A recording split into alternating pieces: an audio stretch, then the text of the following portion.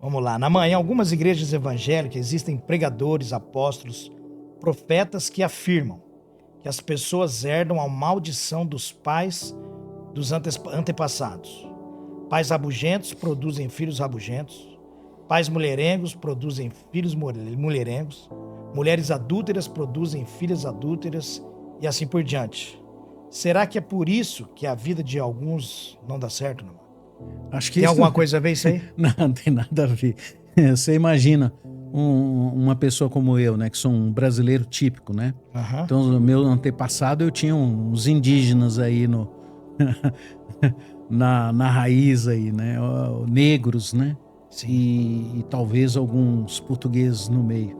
Então, eu seria um adorador da lua, eu seria do fogo, né? Eu teria essas coisas aí, né? Teria muitas mulheres, né? Porque os índios, então, tinham muitas, né? Sim. E seria essa a ideia, né? Que eu vejo que as pessoas estão tentando dizer, né?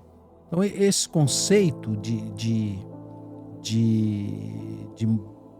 transmissão de maldição, esse é um conceito que ele sempre esteve presente na igreja evangélica. Ele vai e volta, tem momentos que para, daqui a pouco volta de novo, aparece alguém falando, porque cada geração que chega na igreja, ela não sabe o que aconteceu anteriormente com essas doutrinas, com esse tipo de proposta. Sim. A hereditariedade espiritual na visão dessas pessoas, determina o comportamento, né? Mas isso não é verdade.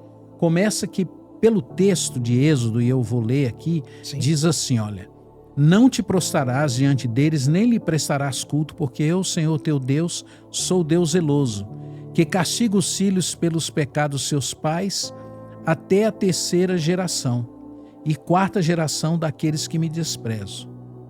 Então, a maioria das pessoas que ensinam sobre esse assunto, eles param a leitura aí. Só que o versículo bíblico não para aí. Então, isso é uma manipulação, uma distorção da Bíblia.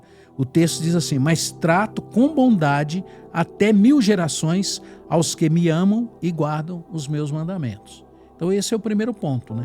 É que geralmente só se lê a primeira Até parte por interesses. Sim, porque daí lê até aí fala o que quer. Fala o que quer. Aí, o segundo ponto é o seguinte: a responsabilidade individual é muito clara na Bíblia. O texto de Ezequiel diz isso claramente. Diz assim o texto de Ezequiel 18, 1-4. Os pais comem uvas verdes, os dentes dos filhos se embotam.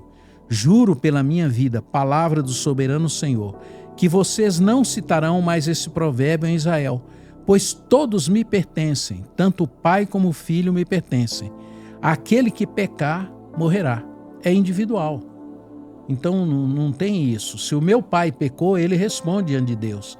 Se você pecar, você responde diante de Deus. Se o meu filho pecar, ele vai responder diante de Deus. Eu não posso responder por um pecado do meu pai. Por Do exemplo, seu meu pai pai. abandonou minha mãe, eu tinha 6 meses. Ele era um mulherengo, eu não sou. Eu não abandonei minha família, não tem nada a ver. Nada e eu a acho ver. que a nossa maldição, ela foi levada lá na cruz, né, Namã? Essa maldição. Jesus levou isso na cruz. Exatamente, é o que diz o texto de Gálatas, né? Afirma isso. Mas a gente pode ir um pouquinho além na resposta. Vamos além. É o seguinte: olha a descendência de Jesus, os antepassados de Jesus. Eu vou citar só um caso, né?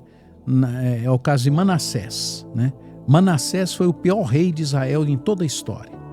Ele adorava ídolos, que era uma proibição do povo de Israel. Ele matava os filhos em sacrifício no altar. Entretanto, ele teve filhos que cuidaram do povo de Israel, os reis que vieram depois dele, portanto seus filhos, que trataram Israel amando a Deus e cuidando de Deus. Ele foi preso pelo povo e quando ele estava na prisão, ele se arrependeu. E Deus o trouxe de volta para Israel e ele restaurou toda a sua vida. Então não há essa relação entre o que os meus pais fizeram e o que eu fiz. É claro que existe outras questões que influenciam a nossa formação e a gente pode falar, mas a nossa vida, a gente responde diante de Deus. Paulo afirma claramente, Paulo deixa claro, a nossa maldição foi levada na cruz de Jesus Cristo. Então, quando a gente crê em Jesus, a gente tem uma nova vida. A gente começa a nossa vida. É o meu relacionamento com Deus. Não é o relacionamento, eu não respondo pelo relacionamento do meu pai com Deus. Todas as maldições foram colocadas na cruz. A cruz de Cristo é aquilo que encerra essa conversa. Vós vos colocastes outra vez sobre a maldição da lei, da graça decaís. Portanto, diga sem medo e com fé, que aquele que crê Jesus e na obra por ele feita na cruz e na ressurreição, ele encerrou toda a maldição que havia na sua vida. Cristo e a cruz de Cristo, Fábio, é maior do que qualquer coisa que possa nos acontecer. A cruz de Cristo é maior do que a criação e é maior do que todos os pecados e todas as coisas. Hoje, quem corre o maior risco de maldição é quem crê, diz que crê em Jesus e fica voltando para essas maldições.